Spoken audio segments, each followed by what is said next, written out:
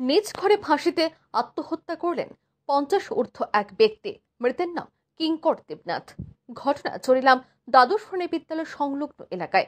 এই বিষয়ে এক প্রতিবেশী জানিয়েছেন, স্ত্রী ও 2 কন্যা সন্তান নিয়ে কিঙ্কর দেবনাথের সংসার।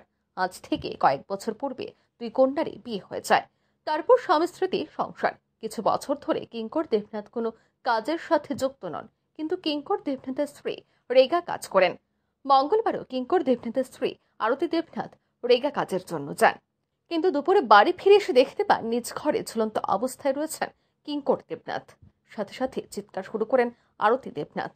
তার চিৎকারে পাড়া প্রতিবেশীরা ছুটে এসে বিশালগড় থানার পুলিশকে খবর দিলে পুলিশ এসে বিশালগড় মহকুমা হাসপাতালে মৃতদেহ নিয়ে যায়। মালু দেবনাথ আর কি তানের বাড়ি উত্তর চলাম বনকুমারী স্কুলের সাথে চলাম স্কুলের সাথে তাই হঠাৎ ফাঁসি দিচ্ছে। তাই মিসেসে গেছিলো রেখার কামো, হ্যাঁ রেখার কামের থেকে আয়া স্নান করতেছে, এর ভিতরে এই অবস্থা। ছেলে মেয়ে কজন? মেয়ে 2 জন, মেয়ে দুটোই বিয়ে দিয়েছে।